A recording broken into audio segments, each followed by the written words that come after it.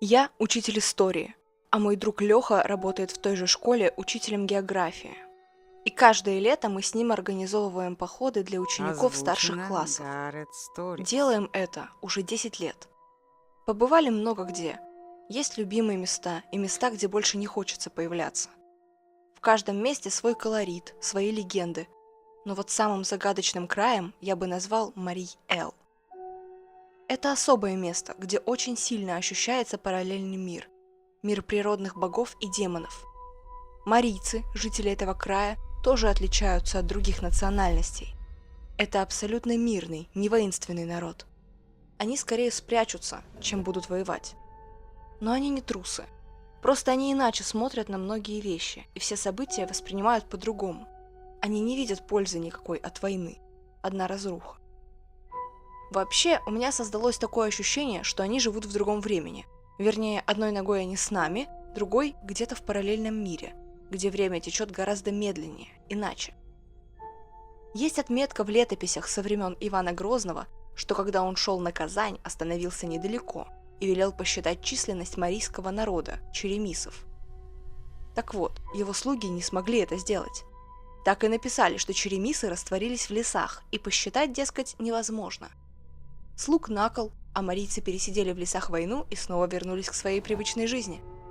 И до сих пор живут, взаимодействуют с природными духами, молятся в молельных рощах по-своему, отмаливая планету и заодно всех нас. Где-то 3 года назад, летом, мы решили побродить по лесам Марий-Эл.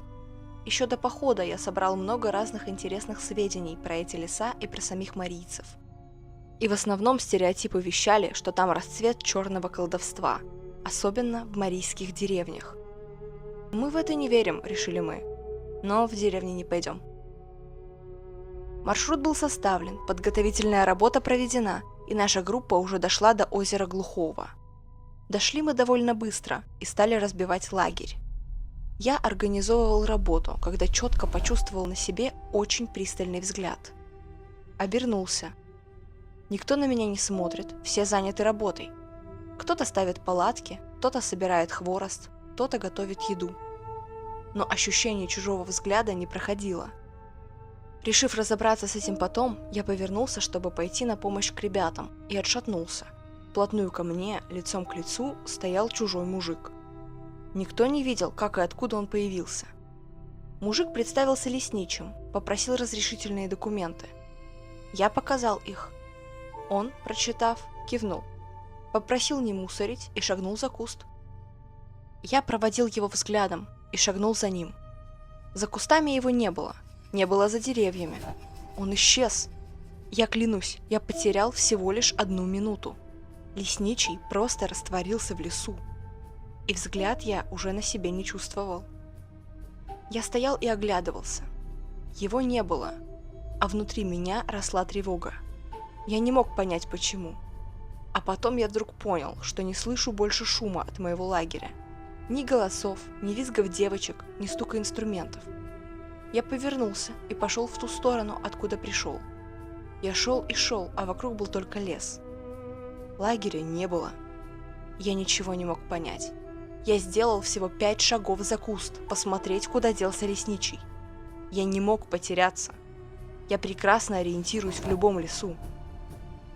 Мой отец, заядлый охотник, всегда брал меня с детства с собой. Учил выживанию в лесу. Я охоту не люблю, но лес знаю хорошо и чувствую себя в нем как дома. Так вот тут, в Марий-Эл, я четко понимал, что я чужой в лесу. И я запаниковал впервые в жизни.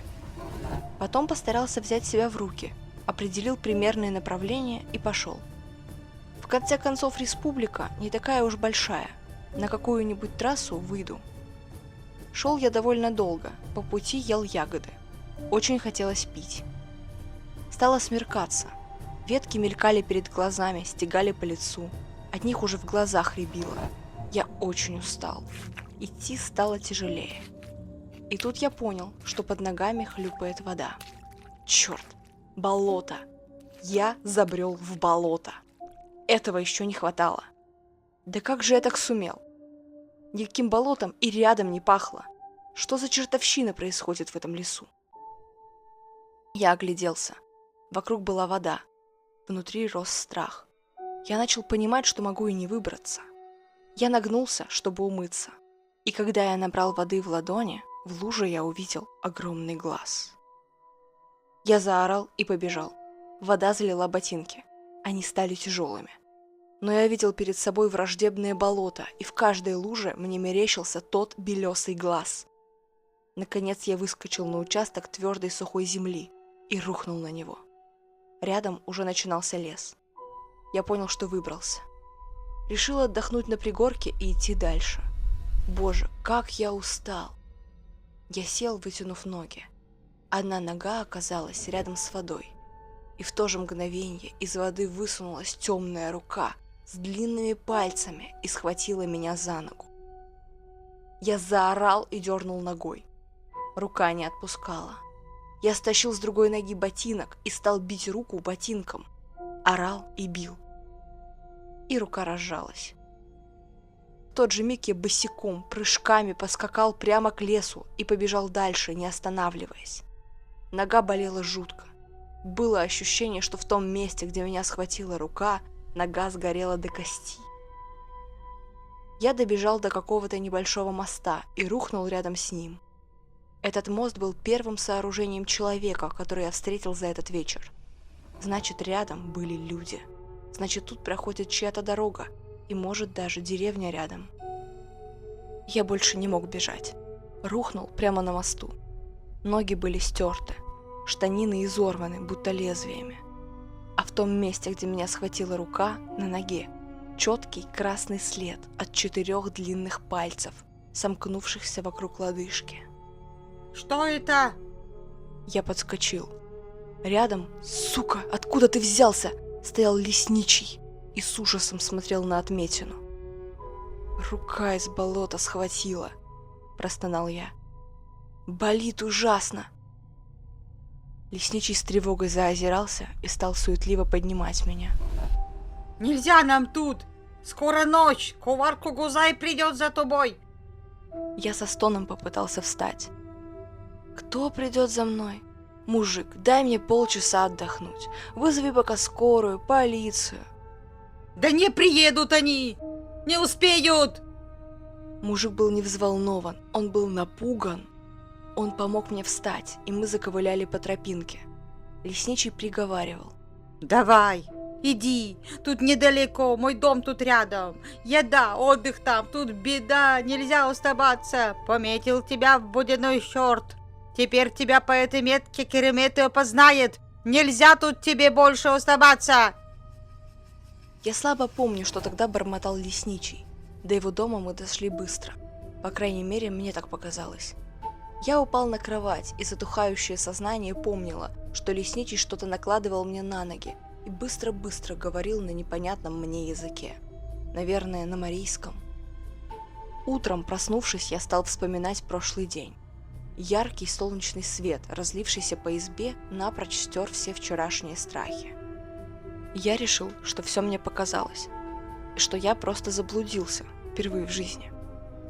Я решил поблагодарить хозяев и попросить проводить меня до лагеря. Умывшись у ручного рукомойника, я поднял глаза к зеркалу, и полотенце выпало из рук. На меня смотрел седой старик. Нет, не старик. Это был я, только совершенно седой. Тут же заныла нога. Я медленно перевел взгляд вниз. На ноге чернел след от 4 длинных пальцев, сомкнувшихся вокруг лодыжки. Тут до меня донеслись голоса. В другой комнате лесничий яростно и громко убеждал собеседника. Нельзя ему больше тут. Все, к нам в леса точно нельзя. Вы же приезжаете, ничего не знаете. Тут другой мир. Уважать надо. Договариваться. А вы бумажки протягиваете и живете тут 2 недели, а мы тут 2 недели себя наизнанку выворачиваем, чтобы вас защитить. В ответ ему пробубнил знакомый голос. «Леха, мой друг и коллега». И снова лесничий. Вы живите, вас не тронут. Не ходите дальше Глухого озера. Я показал, где можно. А он Видимо, я. Пусть уезжает. Беда с ним будет. Заберут его. Их он теперь. Лесничий осекся, когда я вошел в комнату. Леха, увидев меня, поперхнулся чаем. Лесничий посмотрел на ногу и нахмурился. Потом вышел в соседнюю комнату, пришел с бинтом. Намочил его в отваре из каких-то трав и стал бинтовать ногу поверх отметины. Бинтовал и высказывал мне все. Какого лешего ты вчера поперся за мной? У тебя своя работа, у меня своя. У тебя свои дороги, у меня свои. Как вас охранять, если вы суетесь везде? Метка твоя почернела. Плохой, очень плохой знак. Точно заберут тебя. Навсегда тут и останешься. Не терпят духи, когда суетесь куда не надо. До ночи ты должен уехать за пределы Марищудра. Это наш заповедник так называется. Немедли. И сюда тебе путь теперь заказан. Леха с ужасом смотрел на меня и слушал. Лесничий, забинтовав, сказал, что сейчас принесет мои вещи. Кивнул Лехе.